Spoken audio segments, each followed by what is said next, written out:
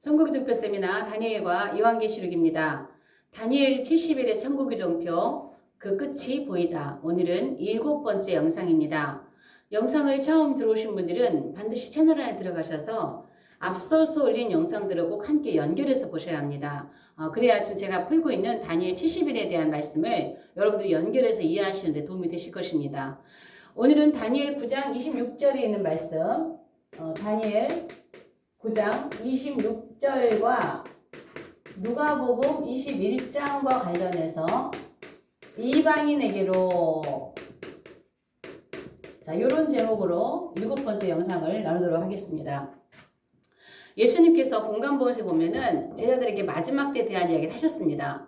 그런데 마태와 누가는 그 기록의 포인트가 마지막 때 말씀을 편집할 때 기록의 포인트가 누가는 AD 70년에 멸망한 제2성전을 중심으로 마지막 때를 얘기하고 있고 마태는 24장에서 제3성전을 중심으로 마지막 때 이야기를 하고 있다는 것입니다. 누가복음에는 제3성전에 대한 얘기가 나오지 않고 마태복음에는 AD 70년에 멸망한 제2성전 얘기가 나오지 않아요. 제가 말하는 2성전이라면 물론 1성전은 솔로몬 성전이죠. 그러나 유대인들은 스룹바벨 성전과 헤롯 성전을 두 개 중에 어떤 것에 이 성전을 붙일 것인가라는 것에 대한 결론이 아직도 나지 않았답니다. 스룹바벨 성전을 이 성전이라고 하자니 너무 초라하고 또 헤롯 성전을 제2성전이라고 하자니 이건 이방인이 지은 거고 그래서 이 두 개를 스룹바벨 성전을 리모델링한 게 헤롯 성전이죠. 그래서 두 개를 전부 다 제2성전으로 얘기를 하고 있습니다. 그런데 이 성전을 중심으로 말하고 있는 누가의 의도와 또 삼성전을 중심으로 이야기하고 있는 마태의 의도가 있을 거란 얘기죠. 그래서 오늘은 이 말씀을 나눌 건데 이 말씀은 제가 앞에서 올린 영상 가운데서 나오는 그 중복되는 부분들이 있습니다. 그런 다니엘 71일을 풀다 보니까 연결해야 되기 때문에 다시 한번 반복되는 영상들이 있는 것을 이해해 주시기 바랍니다. 다니엘 9장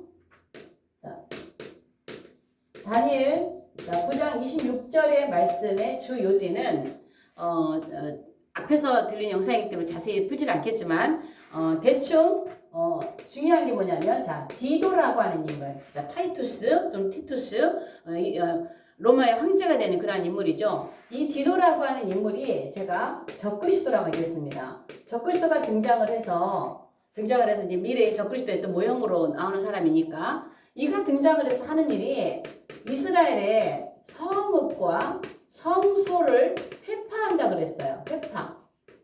그리고 성읍과 성소를 회파했던 이 적그리스도는 멸망을 합니다. 반드시 적그리스도 멸망이 같이 나오는데 이는 홍수의 엄벌됨 같이 멸망할 것이라 얘기했어요. 그리고 나서 저는 끝까지 전쟁이 있을 것이다 얘기했고요. 26절에 굉장히 중요한 말씀은 뭐냐면 예루살렘이 황폐게 된다는 것이죠. 예루살렘이 황폐하게 됨이 작정되었다. 예루살렘의 황폐함. 이게 작정되었다는 거예요. 이게 굉장히 중요한 말씀의 포인트입니다.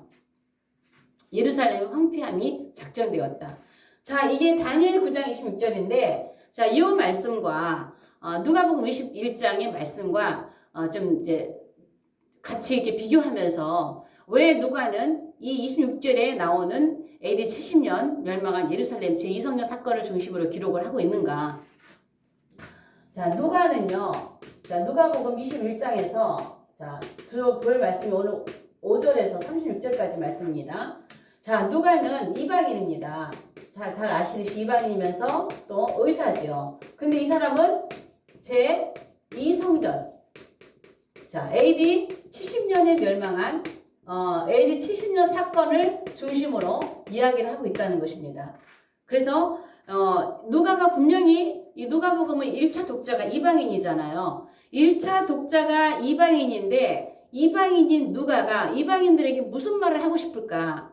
이거를 의도가 분명히 있기 때문에 AD 70년 사건을 얘기 중심으로 마지막 때 이야기를 기록해 나가고 있다는 것입니다. 자, 여기 보면은요. 자, 예수님께서 자, 예루살렘 멸망을 예언하십니다. 예루살렘 멸망을 예언하십니다. 헤롯 성전이 AD 63년에 리모델링이 완공이 됐습니다. 얼마나 오래 걸렸습니까? 진짜 너무 그랬으니 그 예수님이신 당시에도 헤롯 성전이 계속 리모델링 공사 중이었죠. 얼마나 아름답게 지어지는지 그 유대인들이 환심을 사기 위해서 정말 최대의 아름다운 성전으로 이제 공사를 하고 있는데 제자들이 그래 63년에 완공된 이 헤롯 성전은요 딱 7년 만에 AD 70년에 돌 위에 돌 하나도 남지 않고 예수님의 예언대로 멸망을 하게 되죠. 물론 이 예언 또한 다니엘의 예언이 기본입니다. 다니엘이 예언했던 것을 예수님께서 다시 한번 또 더 좀 정확하게 예언을 하고 계시는 것이죠. 그래서 AD 70년에 무너질 이 사건을 제자들에게 예언을 하고 계시는 거예요. 이 예언을 하니까 이 말씀을 하시니까 제자들이 질문이에요. 제자들이 자, 놀라면서도 질문하는 거죠. 어느 때에 이러한 징조가 있겠습니까? 언제 이러한 일이 있을 때에 무슨 징조가 있겠습니까? 누가복음과 마가복음, 마태복음은 조금씩은 다르지만 뭐 같은 다 그런 맥락으로 편집이 되어 있는 거죠. 무슨 징조가 있겠느냐? 예언을 이제 물으니까 예수님의 대답이 이거죠. 자, 미혹을 조심해라. 난리 소문이 있다. 자, 난리 소문. 그 다음에 전쟁이 있다. 기근이 있다. 핍박이 있다. 전쟁과 기근과 지진과 전염병이 있다. 마태복음에는 전염병은 나오지 않는데요. 누가 하나 의사라서 그러는지 전염병까지도 놓치지 않고 다 기록을 하고 있어요. 자, 온역 또는 전염병이죠. 그 다음에 또 하늘에 여러 가지 징조들, 1월 성신의 징조들이 있을 것이다. 이러한 이야기를 예수님이 쭉 말씀하세요. 제가 이것을 인이라고 풀고 있습니다. 제가 인에 대한 강의를 영상을 올리지 않고 있는데요. 세미나 오시는 분들이 아직 올리지 않은 이 인에 대한 영상, 나팔에 대한 영상이 너무 궁금해서 오시는 분들이 계시더라고요. 작정상 좀 늦게 올려야 될 필요가 있는 것 같아요. 그래야 세미나에만 오시는 것 같은데 어쨌든 차츰차츰 올린 영상들이지만은 이것을 저는 인으로 풀고 있습니다. 자, 이렇게 이 예수님은 두리뭉실하게 왜냐하면 다니엘에게 주셨던 데는 아주 자세하게 주신 건 아니죠. 커다란 어떤 이정표들을 주신 것이고 예수님은 다니엘보다 좀 더 자세하게 주셨다 그랬어요. 그래서 이렇게 주시지만 사도 요한에게는요. 이러한 일들을 7인의 사건으로 정확하게 짚어주시는 거예요. 자, 이렇게 얘기를 쭉 하시면서 갑자기 12절에서 이런 말씀하세요. 자, 이 모든 일이 있기 전에 일어날 일들이라고 하면서 뒤로 갑니다. 얘기를 쭉 하시다가 이러한 일들이 있겠지만 이러한 일들이 있기 전에 앞에 어떤 일이 있을 것이야 라고 예수님께서 말씀을 하세요. 자, 예루살렘 예언을 5절에서 6절까지 말씀하시고 이 모든 일들이 있기 전에 하면서 12절부터 이제 19절까지 쭉 나오는데요. 무슨 일이 있겠느냐? 자, 초대교회 핍박이 올 것을 예언하고 있습니다. 자, 핍박이 올 것이다. 그리고 하시는 말씀이 그러나 너희들은 머리털 하나도 상하지 않을 거야 라고 말씀하세요. 대충 이제 여러분 21장을 펴놓으시고 쭉 보시면 초대교회 이러한 일들이 있기 전에 너희들에게 핍박과 환난이 올 것이다. 그러나 너희들은 머리털 하나도 상하지 않는다 라고 예수님 말씀하세요. 그리고 이제 중요한 거 말씀하신 게 뭐냐면 예루살렘 예언이에요. 예루살렘 멸망 예언이에요. 멸망 예언. 자, 예루살렘이 군대들에게 에워싸이는 것을 보거든 멸망이 가까이 온 줄 알고 뭐하라? 도망가라.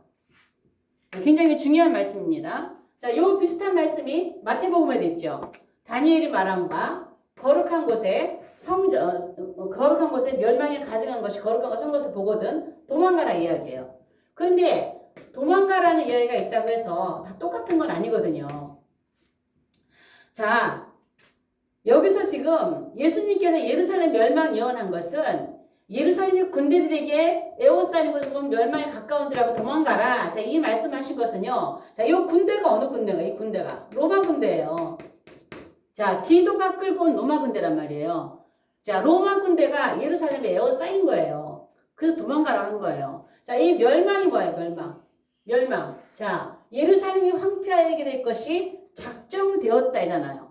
작정되었다. 이거예요. 그럼 예수님의 예언은 어디에 근거한 거예요? 다니엘 9장 26절의 근거로 지금 예언하고 계시는 거란 말이에요. 다니엘 9장 26절에서 왜 예루살렘 왜 멸망하냐? 왜 도망가냐? 성읍과 성소가 회파된다 그랬잖아요. 성읍과 성소가 회파되면서 멸망에 가까운 줄 알아? 예루살렘의 황폐함이 작정되었다고 하는 이 예언을 기억하라는 거예요. 그리고 도망가라는 거예요. 다니엘 9장 26절의 말씀입니다. 그러면 어떻게 해요? 도망가라고 했으니까 도망가야 되죠.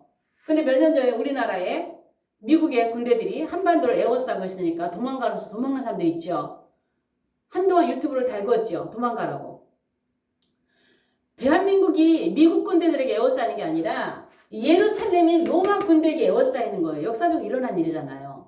예루살렘이 로마 군대들에게 에워싸이는 것을 보면은 이스라엘의 멸망이 가까이 온 줄 알고 도망가라. 이 말씀은 어디냐? 다니엘 9장 26절에 다니엘이 예언했잖아. 이거 얘기하는 거예요. 그럼 어떻게 해요? 이거를 믿었던 사람은 전부 다 페트라라고 하는 곳으로 도망갔습니다. 그래서 그들은 살았어요.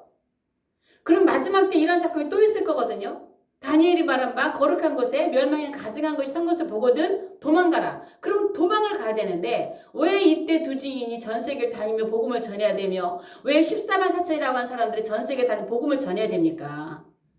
엄청난 엘리야와 모세의 영이 임해서 전 세계를 복음을 들고 다녀야 됩니까? 왜? 후 3년 반에 도망가야죠. 예수님이 도망가라면 도망가야죠. 이 말씀에 순종했던 사람은 살았어요. 도망간 사람들은. 그렇지 않은 사람들은 비참하게 예루살렘 성 안에서 다 죽었습니다. 디도에게 철저하게 짓밟혀 죽었습니다. 그래서 이 예언은 지금 다니엘 9장 26절에 있는 말씀을 지금 다니엘의 예언을 근거로 해서 지금 예언하고 계시는 거예요. 예언하고 있는 거예요. 예언하고 계시는 거예요. 그리고 나서 22절에 자, 22절에 하시는 말씀입니다. 이 날들은 기록된 모든 것을, 자, 이 날들, 이렇게 멸망이 있는 이 날들은, 자, 기록된 모든 것을 이루는 징벌의 날이다 그랬어요.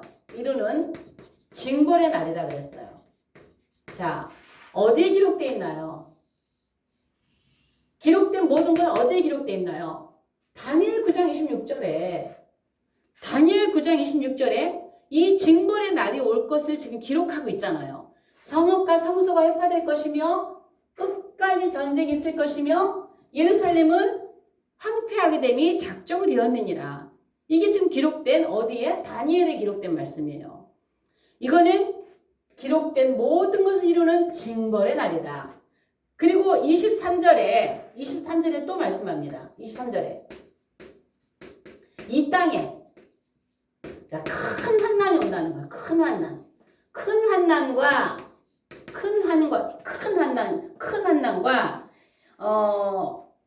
이 큰 환난과 이 백성에게 진노가 있다 그랬어. 이 백성에게 진노가. 이 백성에게 진노가 있을 것이다. 자, 여기서요. 대부분 이 말씀하시는 분들 이 큰 환난을 대환란이라고 풀어요. 여기 진노를 지금 대적재앙이라고 푸는 분들 계세요. 조금만 우리가 자세히 보면 이거 큰 환난은 지금 대환난이 아니에요. 대환난이 아니고 이 백성에게 임한대잖아요. 이 백성이 어디예요? 이스라엘이잖아요. 이스라엘에만 임한단 말이에요. 큰 환난이라면 제가 늘 환난을 얘기하지만요. 짐승 세력들이 주는 핍박이에요. 환난이에요. 그래서 이 땅에 이스라엘 백성의 이 땅에 이스라엘 백성에게 큰 환난이 온단 말이에요. 이건 대접장이 아니라 하나님의 진노예요. 지금 이 다니엘이 지금 이스라엘의 죄를 다 고백했잖아요. 얼마나 죄를 많이 졌어요. 이때쯤은 어떤 거예요? 왜 진노예요? 이쯤에는 예수님 십자가에 못 박았지요. 그 이후에 일어난 일들이잖아요.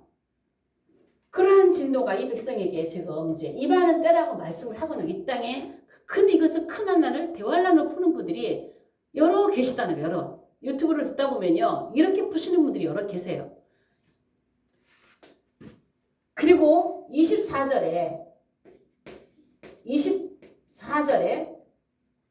중요한 말씀이 있어요. 예루살렘은 이방인의 때가 차기까지 이방인의 때가 차기까지 발필이라.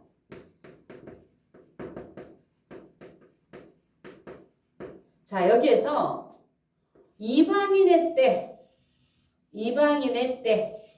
이게 지금 누가 하고 싶은 말이에요. 예루살렘은 이방인의 때가 차기까지 밟힌다 그랬어요. 그럼 누가가 지금 하고 싶은 말은 뭐냐? 이방인으로서 누가복음을 읽는 1차 독자가 이방인들인데 그들에게 하는 말이 뭐냐?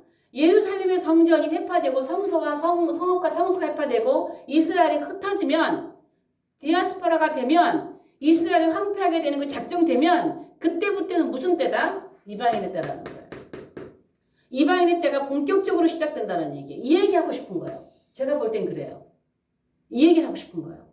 이방인의 때가 차기까지 예수님이 하신 말씀입니다. 예수님이 하신 말씀을 누가는 이렇게 편집을 하고 있다라는 거예요. 누가는 이스라엘의 성과 성소가 회파되고 나서 그때부터 이방인의 때가 본격적으로 펼쳐질 것이라는 것이죠. 그래서 이것을 이방인의 때를 사도 요한에게 주실 때는 예수님께서 더 자세하게 주시잖아요. 뭘로? 7 교회를 주시잖아요. 7 교회. 여기는 뭐예요? 7 인으로 주시고 여기는 7 교회를 풀어주시고 자세하게 풀어주시잖아요. 그래서 예수님은 이방인의 때다라고 하는 두리뭉실하게 구속사가 이제는 유대인에게서 이방인에게로 넘어오는 것, 이제 교회 시대로 넘어오는 것을 이방인의 때라고 했지만 이것을 요한에게 줄 때는 더 자세하게 7 교회의 역사로 구속사의 줄기가 이어올 것을 말씀하고 계셨다는 것이에요. 자, 그래서 누가는 여기에서 이렇게 말을 하고 그 다음에 이제 네 번째로 25절로 와요. 25절. 자, 25절로 오면서요. 이제 다시 마지막 때로 옵니다. 다시 마지막 때. 자, 25절에 보면 이러한 성신에는 징조가 있겠고 땅에는 민족들이 바다와 파도의 성난 소리, 이건 쓰나미입니다. 쓰나미. 성난 소리로 인하여 혼란한 중에 곤고하리라. 사람들이 세상에 일어날 일을 생각하고 무서워하고 함으로 기절한다. 마지막 때 얼마나 무서운 일들이니까 자연재해들이 어마어마하게 일어나는 거예요. 하늘의 일월 성신들 이런 재앙들이 마지막 때가 갈수록 이런 일반적인 재앙들이요 어마어마하게 횟수가 늘어나고 강도가 세진단 말이에요. 반복적으로 계속 일어난단 말이에요. 이러한 일반 징조를 얘기하는 거예요. 일반 징조. 자, 마지막 때 자 일반 징조 얘기 먼저 하고 그 다음에 예수님 지상 재림을 말씀하십니다. 지상 재림 27절에 자 21절에 그때의 사람들이 인자가 구름을 타고 능력과 큰 영광으로 오리라. 이런 일이 되기 시작하거든 머리를 들어라. 너의 속량이 가까웠다. 그리고 나서 세 번째 하는 말씀이 특별징조 얘기합니다. 특별징조. 자, 제가 특별징조를 하면 일반 징조는 전 세계를 대상으로 반복적으로 일어난 사건이고 강도가 세지고 그 횟수가 잦아지지만 특별 징조는 이스라엘 회복과 관련된 징조들이라 했어요. 단 1회 일어난다 했어요. 그러면 무화과 나무와 모든 나무들을 보라 하시면서 무화과 나무 이야기를 하면서 이스라엘의 회복을 얘기하는 거죠. 자, 이건 뭐예요? 1948년 5월 14일 세워진 이스라엘 회복입니다. 그렇게 말씀하시고 뒤로 가면서 이 세대가 너희가 이러한 일이 가까이 온 줄 알거든. 이제 머리를 들어라. 31절 이와 같이 이런 일이 일었거든. 이런 일들이거든. 자, 31절에 자, 요런 일들, 일반 징조 이런 일들. 자, 이스라엘 회복을 얘기하시고서 한 세대가 지나기까지 한 세대 이 26절에서 31절에서 그 말씀하시는 거예요. 이와 같이 이러한 일하는 보면 하나님의 나라가 가까이 온 줄 알라. 자, 이런 일들. 자, 요런 일들. 여기서부터 이렇게 이런 일들. 이런 일들이 일어난 보면은 하나님 나라가 가까이 온 줄 알아. 그러면서 하시는 말씀이 이 세대가 지나기까지 이 모든 일이 다 이루어지라고. 이 세대가 뭐냐면 이제 이스라엘 회복되는 세대를 말하는 거예요. 이 세대로부터 한 세대가 지나기까지, 이 세대가 지나기까지 이 모든 일이 다 이루어진다. 이 모든 일은요, 예수님의 지상 재림을 포함입니다. 이 모든 일은 마지막 7년 다 포함이라고요. 이 모든 일이 다 이루어질 것이다. 이 세대가 지나기 전에. 그러면서 못을 박아요. 천지는 없어지겠으나 내 말은 결코 없어지지 않는다라고 하시는 거예요. 33절에 천지는 없어지겠으나 내 말은 없어지지 아니하리라. 반드시 주님께서 예언하신 대로 마지막 사건들이 일어날 것이라는 것입니다. 자, 그리고 나서 36절에 하시는 말씀이 있어요. 36절에. 자, 35절에. 35절에 하시는 말씀 뭐냐면,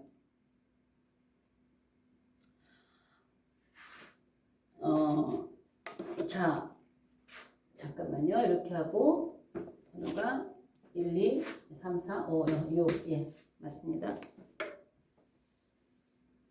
여기서부터, 자, 35절부터 쭉 하시는 말씀이 깨어있어라예요.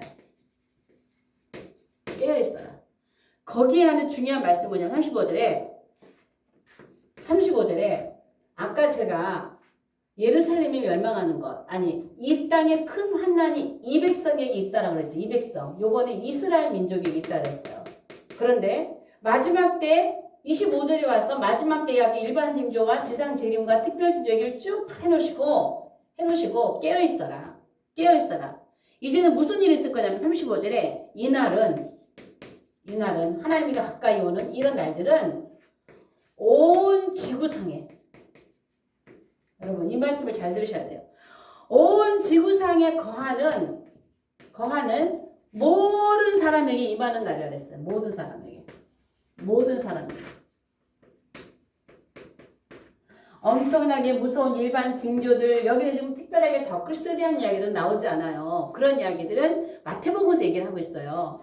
일반 징조와 지상 재림과 특별 징조와 이런 얘기를 하고, 이제는 너희가 깨어있어라. 하나님의 나라 가까이 왔다. 너희 머리를 들어라. 가까이 왔다. 그런데 이때 무서운 대환란이 올 텐데 이 날들은 온 지구상에 임하는 모든 사람에게 임한다는 거예요. 온 지구상에 거하는. 자, 여기는 이때 이 백성에게 임했잖아요. 이 백성에게. 여기는 온 지구상. 이게 대환란이에요. 35절이 대환란입니다. 35절이 대환란이에요. 그러니까 깨어있어라. 그리고 마지막 당부가 뭐냐? 마지막 당부가, 이 번호가 맞는지 모르겠네. 1, 2, 3, 4, 5, 6, 4, 5, 6에. 자, 마지막 당부가 36절이에요. 여러분 36절을 잘 기억해 두시기 바랍니다. 36절을. 자, 36절. 이름으로 너희는 장차 올 이 모든 일을, 대환란에 대한 일입니다. 이를 어떻게 하라냐면은 능히 피하래요. 능히 피하고 인자 앞에 서도록 항상. 자, 예수님의 중요한 것만입니다. 인자 앞에 서도록 항상 깨어서 기도하라. 자, 이 말씀은요, 환란전 휴거에 대한 근거가 되는 말씀이에요. 대환란까지 말씀을 쭉 해놓고 이 모든 일을 능히 피하래요. 이 모든 일을 능히 감당하라가 아니에요. 환란 통과서를 주장하시는 분들은 절대 대환란 전에도 휴거가 없다 그러죠. 예수님은 능히 피하래요. 지구상에 있는 이 모든 사람들이 거하는 임하는 이 무서운 일들을 이 모두를 너희들 능히 피하라. 이기는 자가 되라는 거죠. 그리고 인자 앞에 서도록, 여기 서도록이 히스템이라고 하는 헬라어는 내가 걸어가서 예수님 앞에 인자 앞에 서는 게 아니에요. 들어서 갖다 옮겨놓는 거예요. 휴거입니다. 이 땅에 들어서 예수님 앞에 딱 세워놓는 휴거라는 거예요. 이 히스테미가 서도록. 인자 앞에 서도록 항상 깨어 있어라. 그러면 우리한테 항상 준비하고 항상 마지막 때를 깨어 있으라 해놓고 깨어 있는데 우리를 왜 환란에 갖다 집어 던집니까? 주님께서. 왜 짐승들이 이 땅에 퍼붓는 그들의 진노에 왜 우리가 그 안에 던져지겠습니까? 휴거는요. 환란 전에 하는 사람도 있고요. 환란 끝에 하는 사람도 있어요. 환란 중간에 하는 사람도 있단 말이에요. 왜 그렇게 휴거에 대해서 그렇게 열지 못하고 환란 전만 주장한 사람이나 환란 끝만 주장한 사람이나 그렇게 팽팽한지 모르겠어요. 조금만 마음을 열면. 지금 여기서는요. 환란을 능히 피하라는, 그러니까 환란을 능히 이기라는 얘기가 아니에요. 이거 피하라는 거지. 어떤 사람이 이기고 피하라고 하는데 그건 아니에요. 이 모든 환란을 전부 다 이기고 피하라는 건데 이것을 피하라는 거예요. 이 모든 일을 능히 피하고 인자 앞에 휴거되도록 항상 깨어 기도하라 이거예요. 자, 누가의 의도는 우리가 이 말씀에서는 누가의 의도를 보시면 좋을 것 같아요. 지금 마지막 때에 대해서 일반적인 징조를 하고 다시 뒤로 돌아가가지고 11절에 그 전에 있을 이야기를 하고 다시 25절로 돌아와서 마지막 때 얘기를 하고 그 다음에 이 모든 일이 있으면 이제 하나님 나라 가까이 온 줄 알아라. 속량이 가까웠다. 이스라엘의 회복이라든가 이런 특별히 이야기를 해놓고 마지막 때에 아주 엄청난 그 징조들을 얘기하고 이 날들은 온 지구상의 모든 사람들이 대환란에 들어갈 것인데 너희들은 깨어있어라. 이렇게 권면하고 계시는 거예요. 중요한 거 뭐냐? 누가의 의도는 이방인의 때를 얘기하고 있는 것이고 그래서 복음은 이방인에게로 확산됐습니다. 저와 여러분에게까지 이 복음은 확산됐기 때문에 우리도 이 복음으로 예수님의 피로 구원받고 주님 오실 때에 우리도 깨어있고 우리도 그리스도 안에 붙어있다면 우리 주 앞에 옮겨질 겁니다. 항상 기도하고 깨어있다면 그리고 준비하고 있다면 인자 앞에 서게 될 거예요. 우리를 들어서 하나님 앞에 딱 그리스도 심판대 앞에 우리 그리스도 심판대는 우리가 휴거에서 올라가서 그때 하는 거죠. 힘보다 심판이 아니죠. 그 앞에 딱 서도록 우리가 옮겨져야 됩니다. 그러기 위해서 깨어있으라고 하는 것이에요. 저와 여러분이 마지막 때 목적은 우리 삶의 목적은 세상이 아닙니다. 다가오는 하나님의 나라 우리 앞에 다가오는 주님의 재림과 그리고 또 우리에게 약속한 메시아 왕국 천년왕국과 그리고 영원히 이어질 그 나라를 바라보면서 이 땅의 것에 우리가 마음을 두고 살 시간이 없어요. 이 땅의 것에 썩어질 것에 우리가 마음을 두고 살 시간이 없습니다. 고린도전서에 보면은요. 너희가 세상 물건을 다 쓰지 못할 것처럼 살으라 그랬어요. 우리가 주님 오실 때는 유대인들만 그 앞에 서는 게 아니라 우리 모든 이방인들, 이 누가의 의도대로 우리 모든 이방인들도 그 피로 씻음받고 그 앞에 서게 될 것입니다. 그래서 요한계시록 7장에는 흰옷 입은 무리들이 나라와 백성과 방언과 족속, 민족, 나라 백성과 방언과 족속과 모든 그 방언에서 나와서 전 세계 민족들이 다 나와서 구원받고 그 피로 구원받고 종려가지 흔들면서 주님 앞에 찬양과 영광을 올리고 있는 것이죠. 왜일까요? 이방인들에게 복음이 전파됐기 때문입니다. 그래서 각 나라 족속과 방언의 백성에서 흰옷 입은 무리들이 그렇게 주님 앞에서 찬양하며 그 피로 옷이 씻어졌음을 이야기하고 있는 것입니다. 오늘 영상은 여기까지 하겠습니다. 영상이 좋으시면 좋아요, 구독, 공유, 또 채널 소개 여러분 부탁드립니다. 여러분의 채널을 소개할 때 제 채널을 만난 사람들이 한결같이 하시는 말씀이 너무나 감사하다고 합니다. 세미나에 오셔서도 이 채널을 알게 된 것을 참 감사하다고 하시는데 여러분께서 이렇게 소개하시면 마지막 때에 말씀에 목말라 있는 사람들이 그나마 이 말씀을 듣고 또 위로받고 힘을 얻는 사람도 있을 것입니다. 시간이 되시면 또 세미나도 한번 오시기를 또 여러분을 초청합니다. 다음 영상에서 뵙겠습니다.